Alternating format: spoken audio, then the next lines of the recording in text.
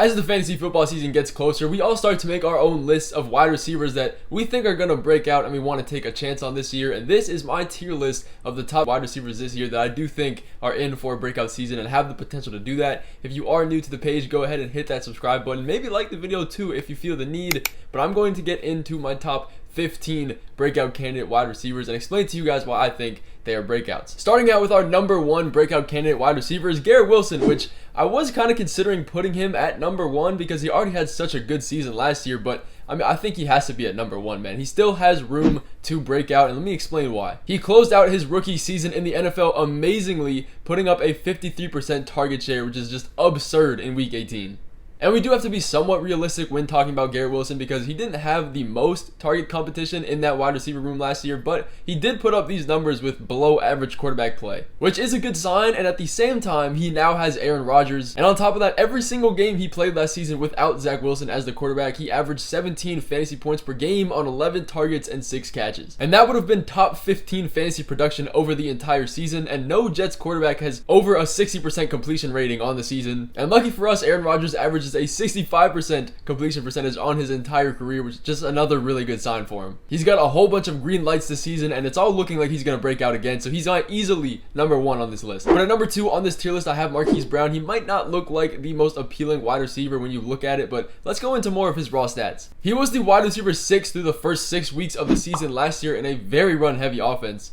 And that was all during the time that DeAndre Hopkins was playing. In all of the games that Marquise Brown played that DeAndre Hopkins wasn't, he was a workhorse wide receiver. He averaged a 30% target share, which is very, very good. And he finished as the wide receiver 10 in all 8 of those games. But on the other hand, he was the opposite of efficient when Kyler Murray was not on the field. And granted, every time that Colt McCoy looked up to pass, it felt like he was looking DeAndre Hopkins' way. But now that DeAndre Hopkins is gone, he's the clear wide receiver 1 option for this offense. And the sooner Kyler Murray comes back is the sooner he's going to break out. But number 3, I have one of my favorite wide receivers this year is Jerry Jeudy, and let's talk about it. If you've been around my page for long enough, you know I love Jerry Jeudy's potential, and I mean, we can all say that the Broncos offense was below average, and actually it was probably the worst. They ranked pretty much last in every single offensive metric last year. But all Jerry Jeudy needs is for Russell Wilson to just not flat out suck. He averaged 11th in open rate and 16th in yards per route run. This is pretty much just pure wide receiver stats. It means he's good. But on top of this, only 70% of his targets were catchable, and this is just terrible. It essentially means that 1 out of every 3 targets was just out of his vicinity, and he couldn't even make an effort to catch it. But Russell Wilson was absolutely terrible throwing the ball downfield last season, and that is exactly where Jerry Jeudy thrives. But the good news for this is that defenses aren't going to play back because the Broncos offense is just really not much to look forward to. They run the ball a lot, and most of their passing work is in the intermediate game. And Jeudy did miss time last year. Pretty much every week he was questionable with a hamstring injury, but reports from Sean Payton have said that he looks pretty good to go and should have no setbacks at all, which is a good sign for us. I really do think any improvement in this Broncos offense, which is pretty much going to happen at this point, I mean, there's no way that they get worse, is all going to go to his production. And at number 4, a name you probably weren't expecting to hear is Elijah Moore. Give him a quarterback that's not Zach Wilson and he'll do good. And you could argue that Deshaun Watson isn't much better, but I would argue that he can't be any worse than he was last season. Watson was thrown into this offense and he only had like 1 or 2 weeks to really practice with the team before he was allowed to come back. But Moore is definitely one of the more risky options, and let me tell you the pros and cons of this wide receiver. In the 9 games that he played in over 70% of the snaps, he only grabbed in a 13% target share and 1 yard per route run, and that is just absolutely atrocious. I don't think I've ever seen that before. But I say this to put his 10th round ADP into perspective, but it really is tough to feed through what was Zach Wilson's fault and what was his fault. And this is a really boom or bust situation you're getting into. I mean, the Browns ranked 22nd in 11 personnel usage, which means that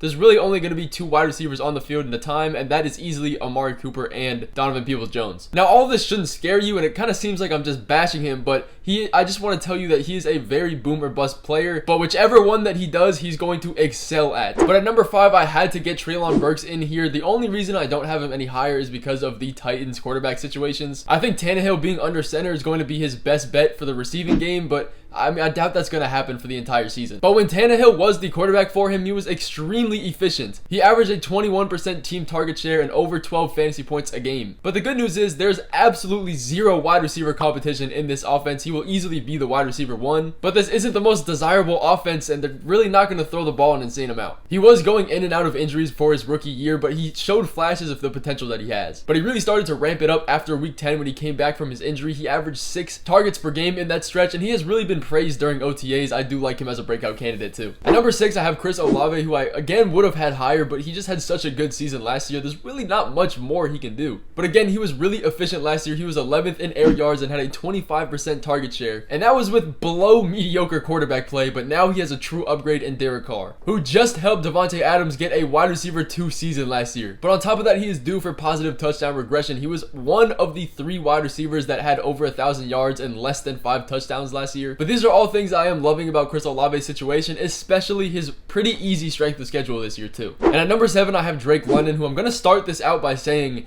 I was really not that high on him until recently. I looked at his raw stats and he's a lot better than a lot of people are expecting. And let me explain why. He was the wide receiver 43 last season and didn't do anything flashy. I mean, Marcus Mariota was not helping him in that case. But his breakout has so much potential. He ranked 5th in target share, raking in almost 30% of the targets last year. I mean, he was a target vacuum, but he just couldn't do much with them because of the quarterback play and the offense really just sucked. He ranked 16th in open rate and had the 2nd highest yards per route run last season. And all of these stats that I'm listing off to you makes him seem like he would have been in the likes of Jalen Waddle, Amon-Ra, or Mike Evans last year. But from week 13 through week 18, he finished strong as the wide receiver 20. I mean, I've just read off a whole bunch of good stats on why he's going to break out, and this is all hidden behind his wide receiver 43 season. He's being drafted on average in the 5th round right now, and as long as the Falcons offense can just get a little bit better, that is all his potential right there. And at number 8, I have Jahan Dotson. For all of you people that know, I am a Commanders fan, but this is absolutely no bias in this ranking. He really does have a chance to break out this season. But the bottom line comes down to if Sam Howell can lead this offense effectively or not. But I really haven't seen any negative reports about Sam Howell this entire season, which is really surprising coming from a Commanders player because I feel like we can't keep our name out of negative news for that long. He's being drafted on average in the 8th round, which is kind of hidden behind his mediocre numbers on paper, but let's look more into his counting stats. In reality, he dealt with injury pretty much for the majority of the season and had a plethora of quarterbacks he was playing with. And he had only a 15% target share and was the wide receiver 30 in that range. And that led him to a 15% target share and being the wide receiver 40 over that stretch. But in weeks 13 through 18, where he came back fully healthy, he ranked 20th in target share and had a 50% red zone target rate, which is absolutely crazy. As long as he can get somewhat consistent quarterback play from Sam Howell or Jacoby Brissett, he is going to improve easily. But again, he is more of a risky option until we figure out the real identity of this offense. And at number 9 on this breakout tier list, I have Kadarius Toney, Pat Mahomes, who is a bit lower on my list than most people's. But all he needs to do is stay healthy and work his way up in the wide receiver depth chart, which really shouldn't be too hard in the Chiefs wide receiver room because, I mean, they really don't have an established wide receiver core yet. But, I mean, he has been pretty effective in the small sample size of the games that he has played. He's ranked 7th in targets per route run, earning a 22% team target share. And all he needs is a chance in this offense and to stay on the field, which is probably the hardest part for him. And those are 2 hard things to come by when you're drafting him with a 7th round pick. But at the same time, when you have Patrick Mahomes throwing the passes, you really can't be too upset about his breakout potential. But at number 10, I have Sky Moore, who is kind of in the same situation as Kadarius Toney. He really didn't see much field time. He had never been on the field for more than a 50% snap share for his entire career, and people would like to say that makes him a bad, inconsistent wide receiver, which isn't entirely true. He ranked towards the middle in pretty much every wide receiver counting stat you can think of, and he didn't really do anything too eye-catching, but with the hope of him staying healthy and progressing through this offense with Patrick Mahomes throwing the ball, there really should be a chance to break out here. But again, this wide receiver room for the Chiefs is pretty much up to grabs at this point, and if he can work his way up, he's going to break out, but it really depends. Again, he's more of a risky option. But that is going to conclude my list of the top breakout wide receivers that I do believe have a true chance to just exceed their ADP and average draft positions this year. If you did enjoy the video, please go ahead and hit that like button, and I'll see you guys in the next one.